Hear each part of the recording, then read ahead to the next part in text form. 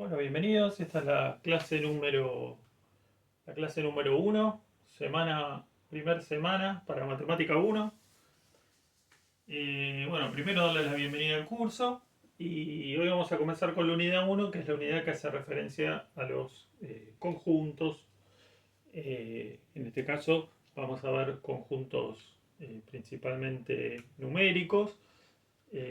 Vamos a aprender lo que es el lenguaje coloquial y el lenguaje simbólico, eh, que nos va a permitir después, a través de toda la simbología que vayamos aprendiendo, nos va a permitir poder estudiar más a fondo los conjuntos en cuanto a las operaciones que podemos hacer con los conjuntos, ¿sí? Pensemos que un conjunto se puede definir como un grupo, ¿sí?, de elementos que tienen algo en común. Por ejemplo, si nosotros queremos hablar sobre el conjunto de estudiantes de una carrera determinada, por ejemplo, una carrera de agronomía, si se quiere, o la carrera de medicina, bueno, ¿qué tienen en común esos estudiantes? Bueno, los estudiantes estudian la misma carrera. La afinidad es, en ese caso, el tema que van a estudiar. Dentro de ese conjunto, ¿sí?, dentro de ese conjunto, que es el conjunto de los futuros médicos, los que están estudiando medicina, bueno, hay especialidades, ¿sí?, si se quiere. Por ejemplo, estarán los médicos que se dedican a la cirugía, los médicos que se dedican a las neurociencias, los médicos que se dedican a la pediatría, y así sucesivamente vamos conformando distintas especialidades. ¿Qué quiere decir? Todos pertenecen al mismo conjunto, o sea, son todos médicos, ¿sí?, son todos estudiantes de medicina. Sin embargo, dentro de ese conjunto podemos encontrar subconjuntos que conformados por las especialidades. Cada uno tendrá su especialidad. Entonces ya comenzamos de alguna manera a definir todo con lenguaje coloquial, que es uno de las primeras cuestiones que vamos a hacer referencia. Todo con lenguaje coloquial, todo con las palabras que nosotros podemos utilizar todos los días coloquialmente. Y empezamos a definir lo que es un conjunto, ¿sí? Pero bueno, antes de eso, antes de definir lo que son conjuntos, nosotros no podemos estar constantemente, para definir un conjunto, explicando todo con palabras, con nuestro lenguaje. Necesitamos símbolos, necesitamos cuestiones que hagan que la comunicación sea mucho más veloz. Por eso utilizamos lo que se llama el lenguaje simbólico, ¿sí? ¿Para qué nos sirve el lenguaje simbólico? Bueno, nos va a permitir de alguna manera clasificar mejor, acortar las expresiones, ¿sí? Utilizar a lo mejor fórmulas para poder incluir o no incluir elementos dentro de un conjunto. Fíjense que acá estamos ya utilizando y anticipando terminología, que es lo que va a venir después. Incluir o no incluir, ¿sí? ¿Qué significa incluir o no incluir dentro de un conjunto? Y bueno, significará que hay elementos, ¿sí?, que van a estar incluidos o no en un conjunto. Es decir, pertenecen o no pertenecen a dicho conjunto. ¿Están incluidos o no están incluidos?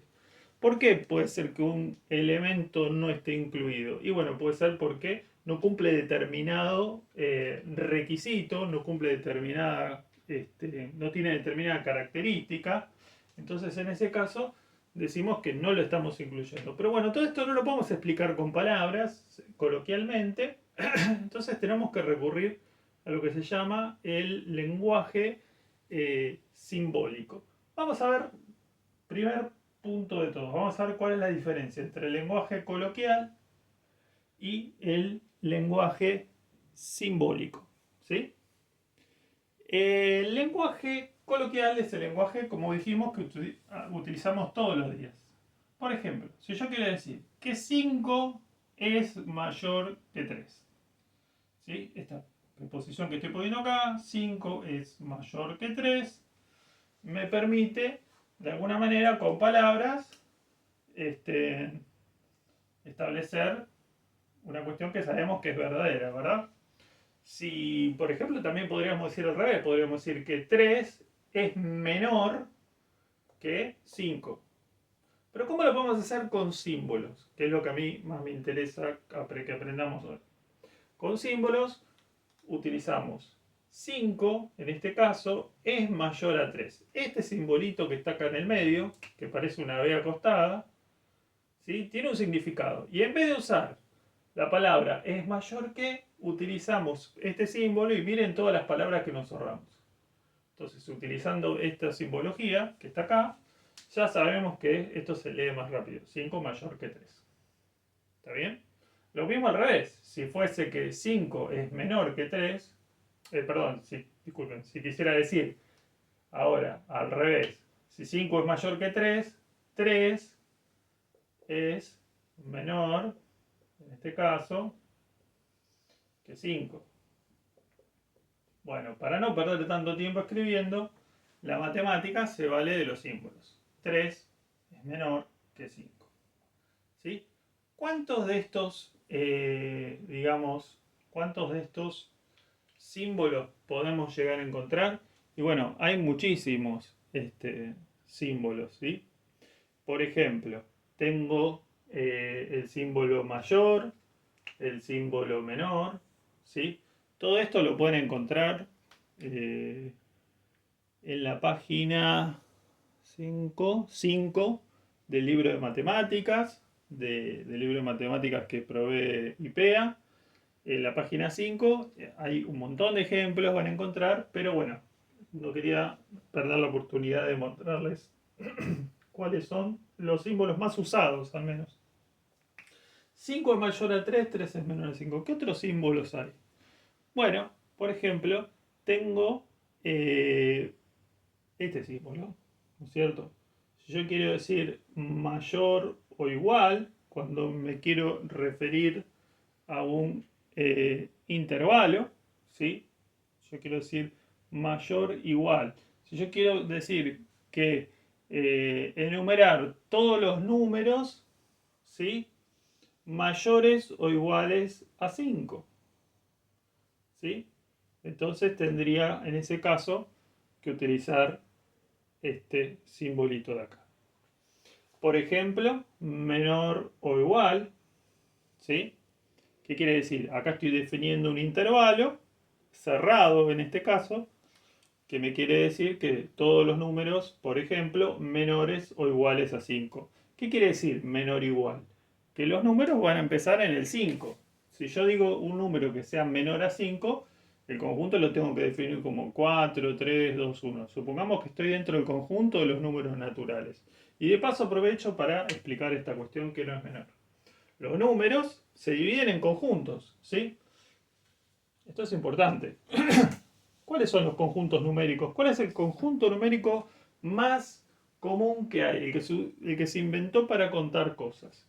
Y bueno, tenemos el conjunto, el famoso conjunto de los números naturales, que se representan con la letra n. Es el conjunto de los números naturales. ¿Cuáles son el conjunto de los números naturales? Y son los que usamos para contar, por ejemplo, 1, 2, 3, 4, 5, 6 y así hasta el infinito. ¿Sí? Son los números que usamos para contar, son los números que se usaron en las civilizaciones antiguas, utilizaron para contar sus existencias, la comida, para contar el oro, para contar las monedas, ¿sí? Para todo eso se utilizó entonces los números naturales. ¿Qué otro conjunto de números podemos encontrar? Y bueno, podemos encontrar, por ejemplo, el conjunto de los números enteros, que se representan con la letra Z. ¿Cuáles son los números enteros? Y son los naturales, o sea, son los mismos que los naturales, lo único que agrego, en este caso, son los números negativos. ¿Cuáles son los números negativos? Y son los números que están debajo del cero, ¿sí? Yo tengo 0, 1, 2, 3 y así sucesivamente, pero después del 0 para atrás tengo el -1, el -2, el -3 y así hasta menos infinito. Y también tengo así hasta más infinito. ¿Verdad? ¿Para qué sirven los números negativos? Y bueno, Nosotros estamos acostumbrados cuando, por ejemplo, adicionamos y decimos, vamos a suponer, yo tengo 5 caramelos y le agrego 5 caramelos. Entonces tengo un conjunto de 10 caramelos. Ahora, ¿qué pasa si yo tengo, por ejemplo, esto me da un conjunto total de 10 caramelos? Ahora, ¿qué pasa si yo tengo 5 caramelos y a esa bolsa de 5 caramelos, ese conjunto, le resto 3? Le quito, le sustraigo 3 caramelos. El conjunto resultado será entonces de 2 caramelos. ¿Está bien? Fíjense que todavía me estoy manejando con cuestiones concretas donde tengo números naturales. Ahora, ¿qué pasa en el siguiente caso? Si yo tengo una bolsa de 5 caramelos y ahora le saco, por ejemplo, 8 caramelos. ¿Cómo puedo definir ese conjunto? Y ese conjunto con los números naturales yo no lo puedo definir. Porque tengo, en este caso, si a una bolsa, piénsenlo en forma concreta. Si una bolsa de 5 caramelos le saco 8 caramelos, quedo debiendo 3 caramelos. Y ese quedo debiendo se representa así, menos 3. Y acá habilitamos el conjunto que se llama de los números enteros, o sea, los números z negativos. ¿Verdad?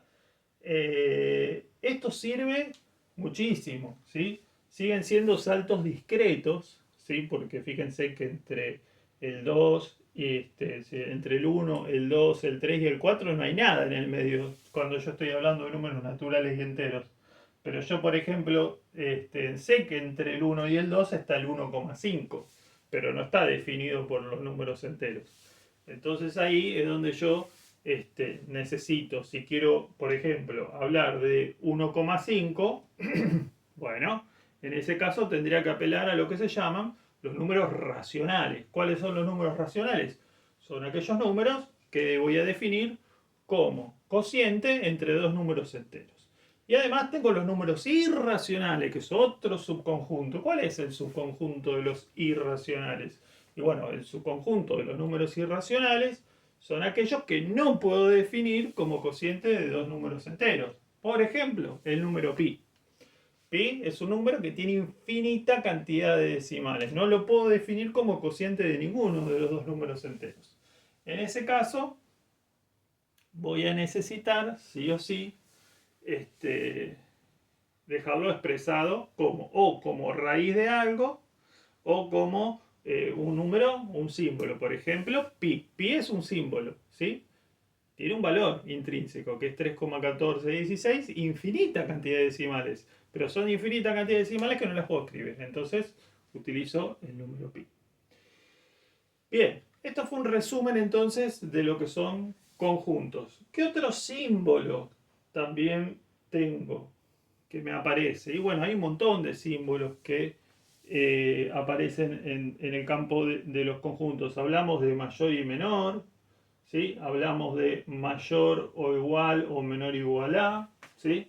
Por ejemplo, menor igual. ¿Qué número es menor o igual a 5? En el campo de los números naturales. ¿Sí? Menor o igual a 5 tengo el 4, el 3, el 2 y el 1, ¿verdad?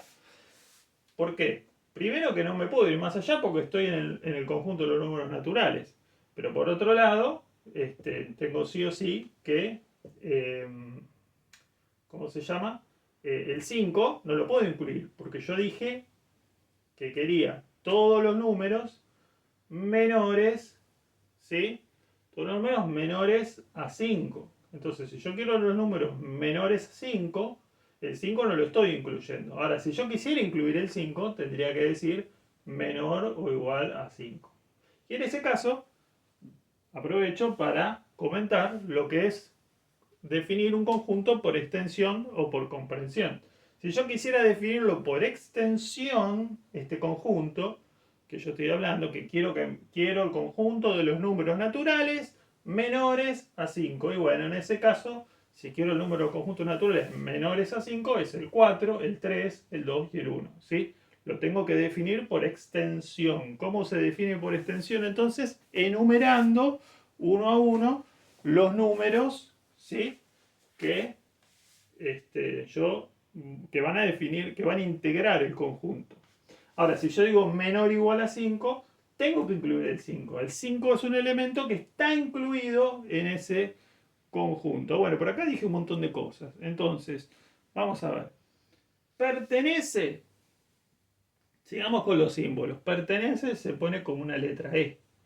¿Sí? Es pertenece o no pertenece. ¿Sí? Esto, repito, lo pueden encontrar en la tabla de la página 5 del lenguaje coloquial. ¿Sí? ¿Qué otro símbolo es importante acá? Que está incluido o no está incluido. Este es otro símbolo importante en conjuntos. Después hay otro que tiene que ver con la cuestión lógica, es decir, esta B invertida significa y esta B corta significa O. ¿Sí? Acá hay otra simbología entonces presente. Entonces, vamos a ver qué estaría o no estaría incluido. Para eso vamos a directamente poner un ejemplo, ¿sí? Donde vamos a ir jugando de a poquito con estas cuestiones relacionadas con los conjuntos. Vamos a poner un ejemplo. Vamos a borrar acá. Entonces, muy bien. Vamos a borrar acá. Y vamos a empezar definiendo, por ejemplo, un conjunto cualquiera, que puede ser el conjunto A, ¿sí? Se pone A igual, se abren los corchetes en este caso, y yo voy a definir por extensión. Y todos los elementos van a estar separados, esto es importante, por punto y coma, ¿sí? 1, punto y coma 2, punto y coma 3, punto y coma 4, supongamos. Ahí está. Lo hacemos así. Entonces, bueno, yo ya ahí definí un conjunto y como enumeré elemento por elemento, esto se llama definir por extensión. ¿Sí?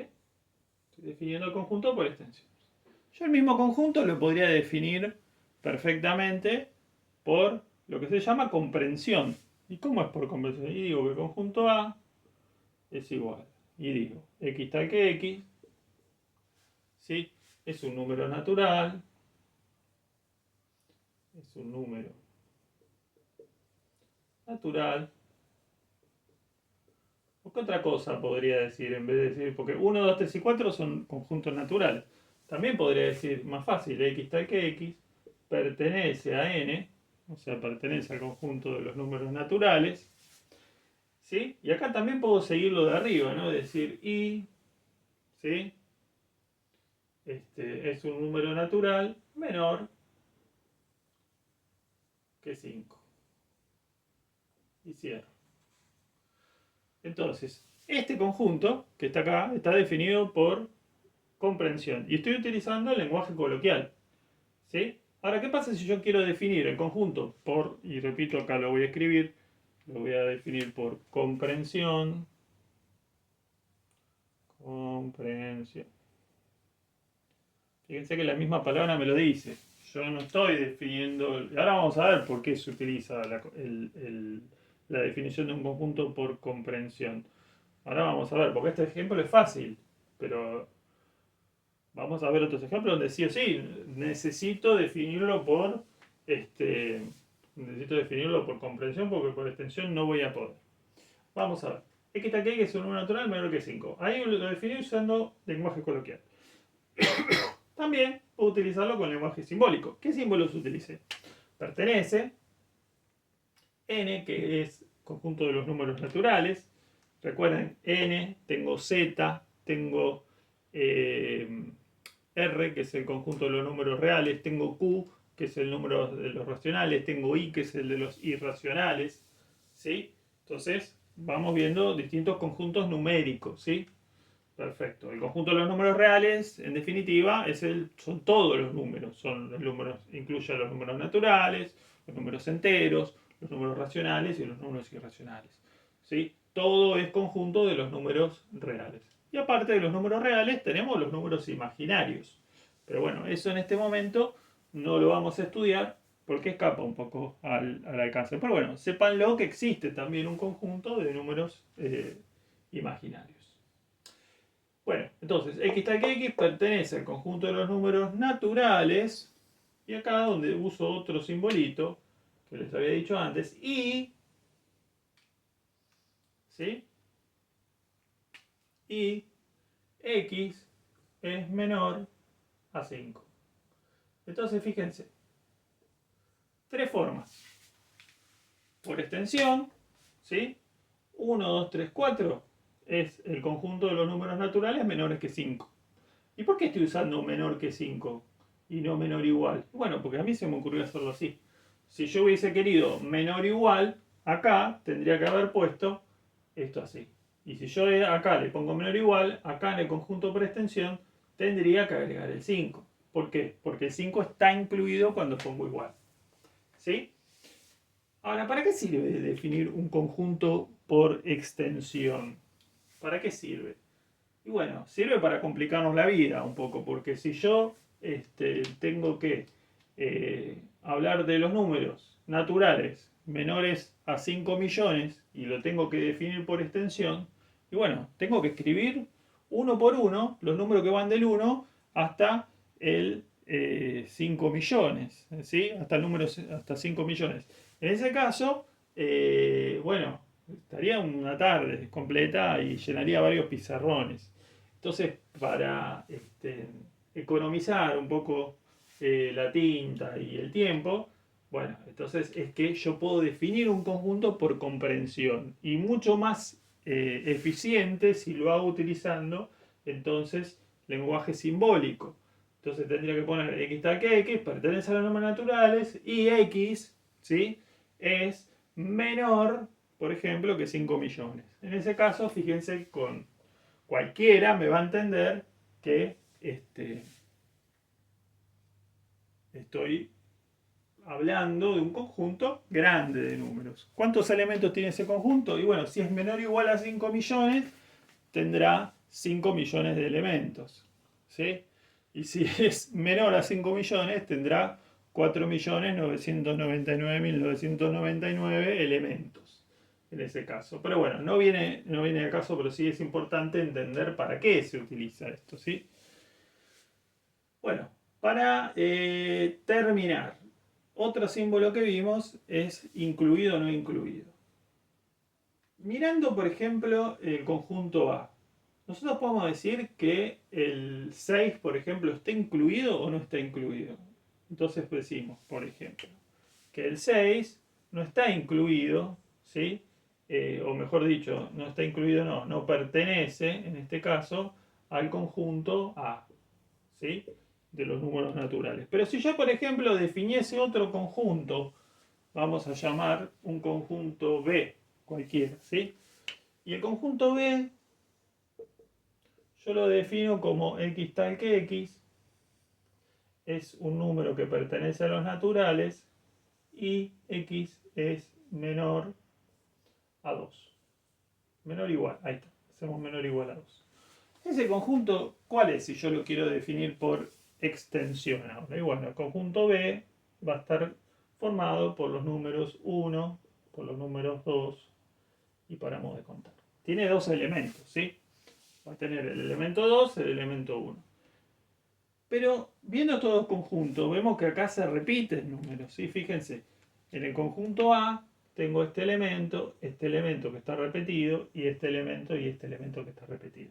Sin embargo, al elemento A tiene elementos adicionales, el conjunto A, que el conjunto B no lo tiene. Entonces decimos, ahora sí podemos decir, que el conjunto A, en este caso, perdón, el conjunto B, está incluido dentro del conjunto A.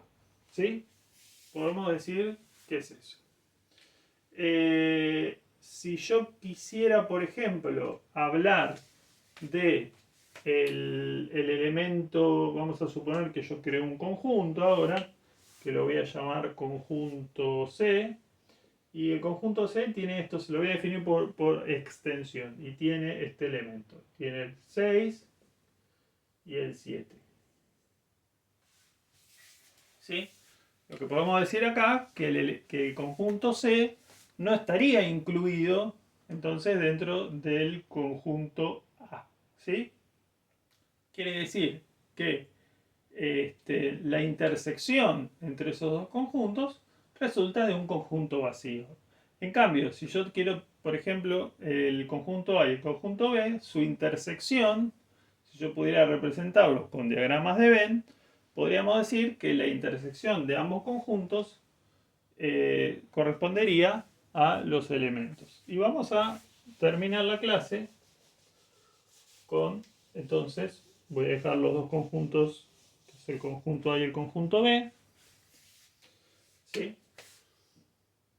Vamos a sacar el 5 de acá, ¿sí? Puesto que lo habíamos usado para otra cosa. Definimos el conjunto B por extensión como 1 y 2. Entonces podríamos decir, bueno, vamos a hacerlo un poco distinto. Vamos a suponer que el elemento B, al conjunto B, le agregamos el 8. Ahí está. Entonces vamos a hacer el diagrama de Venn. Yo hago un diagrama de Venn, que es básicamente un circulito donde voy a poner todos los elementos.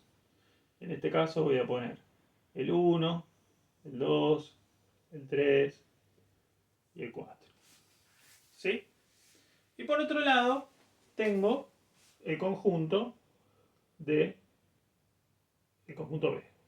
Fíjense lo que pasa. El conjunto B